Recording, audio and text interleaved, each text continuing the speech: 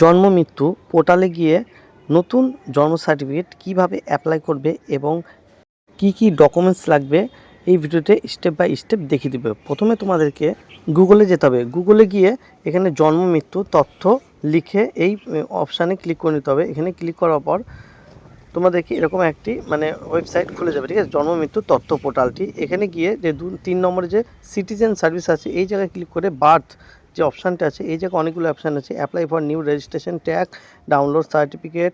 হ্যাঁ, তো আমরা এখান থেকে অ্যাপ্লাই ফর নিউ রেজিস্ট্রেশনে ক্লিক করে নিয়ে এরকম অপশান আসবে। এন্টার মোবাইল নাম্বার বসিয়ে দিতে হবে। মোবাইল নাম্বার বসিয়ে দেওয়ার পর ওটিপি যাবে, ঠিক আছে, যে নাম্বারটা দেবে ওই ওটিপিটা বসিয়ে দেওয়ার পর সাবমিট ওটিপি ক্লিক করার পর বার্থ রেজিস্ট্রেশন, ঠিক আছে, নতুন জন্ম সার্টিফিকেট অ্যাপ্লাই করার নতুন ফর্ম খুলে যাবে। প্রথমে বাচ্চার জন্মের স্থান, এখানে হসপিটাল বা নার্সিংহোম যদি থাকে সেটা ক্লিক করবে।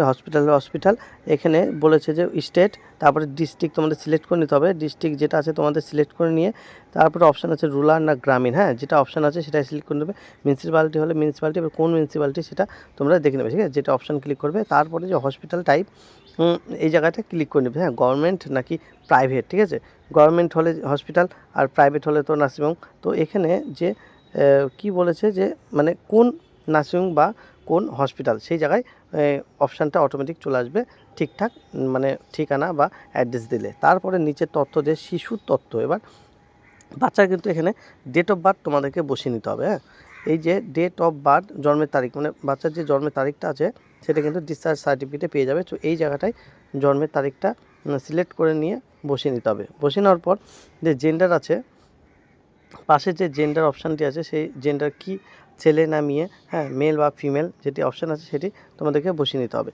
তারপরে ফার্স্ট নেম আছে, first name, middle name, last name. হ্যাঁ, ফার্স্ট নেম যেটা আছে সেটা বসিয়ে নেবে।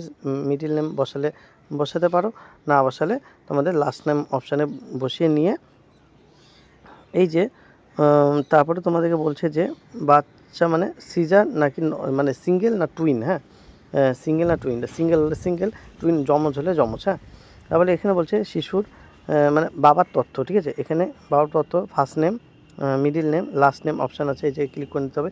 তারপরে এই যে মোবাইল নাম্বার অপশানটা আছে, হ্যাঁ, মোবাইল নাম্বার বাচ্চার বাবার মোবাইল নাম্বারটা বসিয়ে নিতে হবে। তারপরে টাইপ, এই জায়গাটায় আধার কার্ড অপশান ক্লিক করে নিতে হবে টাইপ অপশানে গিয়ে, ঠিক আছে, যেটি ডকুমেন্টস আছে সেই ডকুমেন্টস ক্লিক করে নিয়ে এই জায়গায় আধার কার্ড নাম্বার বসিয়ে দিয়ে স্ক্যান করে আপলোড করে দিতে হবে, ঠিক আছে। আর এখানে মায়ের বাচ্চার মায়ের তথ্য ফার্স্ট নেম, লাস্ট নেম এই জায়গায় বসিয়ে নিয়ে মোবাইল নাম্বার, টাইপ, তারপরে আধার কার্ড, হ্যাঁ, আধার কার্ড দিলে আধার কার্ড নাম্বার দিয়ে স্ক্যান করে এখানে আপলোড করে নিতে হবে। তারপরে এখানে বলছে শিশুর জন্মের সময় ঠিকানা, ঠিক আছে, মাতার ঠিকানা। তো এখানে যেটা ঠিকানা আছে আধার কার্ডে যেটা আছে সেটা সেম বসিয়ে নিবে।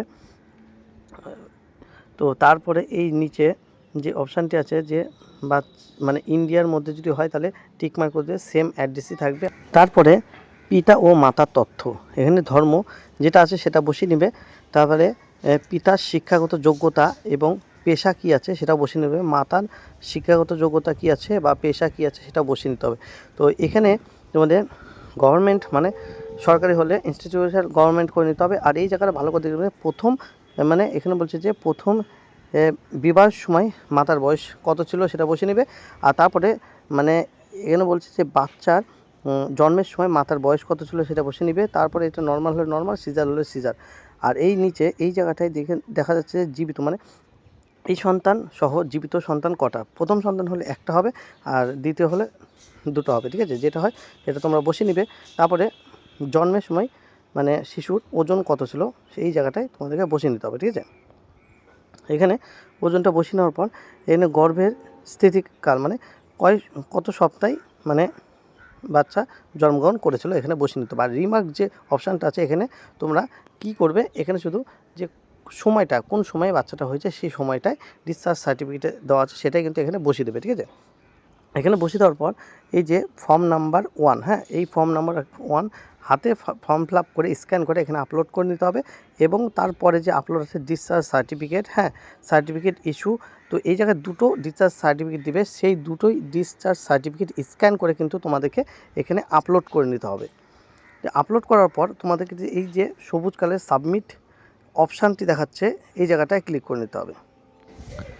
ক্লিক করার পর এই লোডিং দেখাচ্ছে, লোডিং ডাটা। তো এখানে কিন্তু your application has been submitted successful, তোমাদের কিন্তু এখানে দেখে দিচ্ছে যে সাকসেস হয়ে গেছে, ঠিক আছে। এখানে তারপরে তোমরা প্রিন্ট আউট করে রেখে দিতে পারো, হ্যাঁ, রেখে দিয়ে যে মানে হাসপাতালে হয়েছে সেটার সাথে যোগাযোগ করে নিতে পারো। তারপরে তোমরা কিন্তু সাকসেস হওয়ার পর ডাউনলোড করে নিতে পারো জন্ম সার্টিফিকেট। এরকম ভিডিও দেখতে হলে অবশ্যই চ্যানেলটিকে সাবস্ক্রাইব করে দিতে হবে।